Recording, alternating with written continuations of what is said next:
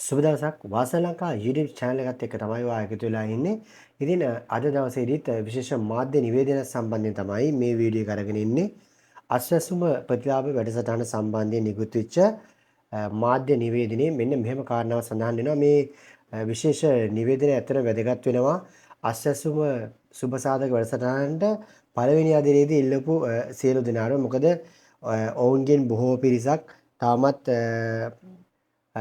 දුක් ගැනවිලි අභ්‍යාචන ඉදිරිපත් කරමින් තාමත් රැඳී ඉන්නවා මේ අස්වැසුමට කොහොම හරි නැවත ඇතුළත් වෙන්නට අවස්ථාව ලබා දෙන්න කියලා. හැබැයි ඉතින් ඒ chance එක නොලැබුණු කට්ටියට ඉස්සරහදී තමන් නිවැරදි සුදුසෙක් නම් ඒ අවස්ථාව ලබා ගැනීමේ හැකියාව තියෙනවා. මොකද මෙන්න මේ විදිහට තමයි මේ කාරණාව තියෙන්නේ.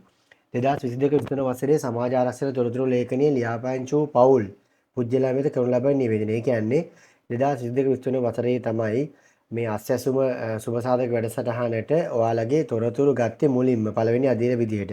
ඉතින් මේ තොරතුරු ගනිද්දී ලියාපදිංචි වෙච්ච කට්ටිය ඉන්නවා සහ ප්‍රතිලාභ ලබන පිරිස ඉන්නවා. ඒ කියන්නේ ප්‍රතිලාභ ලබන පිරිස සහ ලියාපදිංචිලා ඉන්න මේ සියලු දෙනාගේම තොරතුරු නැවත යාවත් කාලීන කිරීමක් කරනවා. මෙන්න මේ යාවත් කාලීන කිරීමේදී සමහර විට මේවට අස්වැසුම ප්‍රතිලාභ ලබන පළවෙනි අදියරේ කට්ටියට ඒ ප්‍රතිලාභයේ අවශ්‍යද අනවශ්‍යද කියන එක තීරණය වේවි.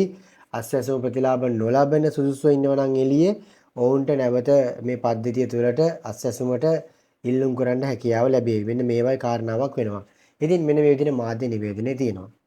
සුබසාධක ප්‍රතිලාභ ගෙවීම ලැබීම පිණිස සුදුසු තැනැත්තන්ගේ නම් ලැයිස්තුව යථාවත් කිරීම 2002 අංක 24 දන්න සුබසාධක ප්‍රතිලාභ පනතේ 23 වන වගන්තිය අනුව සුබසාධක ප්‍රතිලාභ සඳහා සුසුකම් ලැබූ සහ නොලැබූ පවුල් සහ තැනැත්තන්ගේ නාම ලේඛනය අවුරුද්දකට වරක් තොරතුරු යථාවත් කිරීම සිදු කළ යුතු වේ.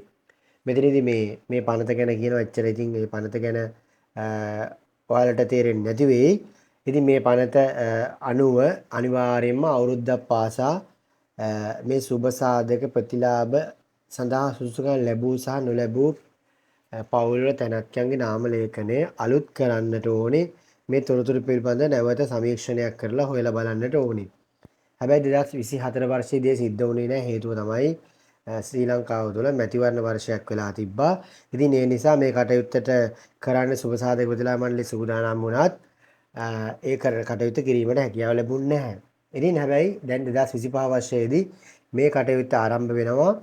2025 11 දින ඉඳන් මේ කටයුත්ත ආරම්භ වෙනවා. ඉතින් මේ කොහොමද ඔයාලව නැවත ආකෘතිපතයක් පුරවන්නට අවශ්‍යයි අනිවාර්යයෙන්ම. ඉතින් නැවත සමීක්ෂණය කිරීම සඳහා ඉතින් මේ සඳහා මෙන්න මෙතන සඳහන් වෙනවා www.eservice.wbb.gov.lk මෙන්න මේ විදිහට මෙන්න මෙතන තියෙන මේ තියෙන්නේ www.eservice.wbb.gov.lk IWMS කියලා සර්ච් කරා නම් ටක් ගාලා එනවා. වෙල්ෆෙයාර් බෙනිෆිට් බෝඩ් වෙබ්සයිට් එකට ගියාට පස්සේ ඔයාලට භාෂාව තෝරලා මෙතන මේ භාෂාව වෙනස් කරන්න කෙනෙකුට ක්ලික් කරාට පස්සේ ඔයාලට මෙන්න මේ විදිහට ඇතුළට ගිහිල්ලා මෙන්න මේ ආකෘති පත්‍රය පුරවගෙන ඉස්සරහට යන්නටයි කියන්නේ. මම අස්වැසුම ලියාපදිංචි පුරවැසියෙක්ද පුරවැසියෙක් නෙවෙයිද? ඔයාට මේ ප්‍රශ්නට උත්තර දුන්නාම ඉදිරියට ගිහිල්ලා තව ප්‍රශ්න කීපයක් අහගෙන යයි. මේ ප්‍රශ්නේ පුරවලා ඔයාට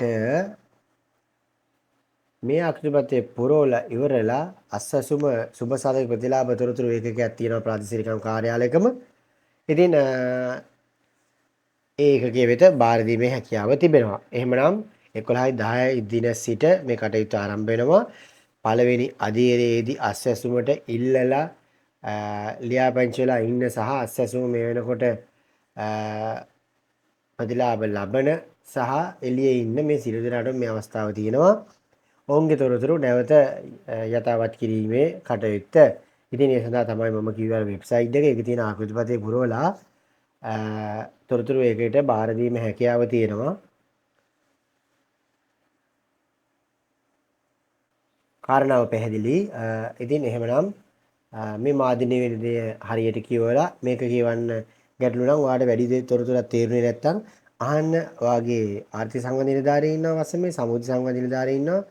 ඒ කවුරුවත් දන්නේ නැහැ කියලා කියනවා නම් ප්‍රාදේශීය කාර්යාලයේ සුබ සාධක ප්‍රතිලාභ තොරතුරු ඒකකයේ තියෙනවා.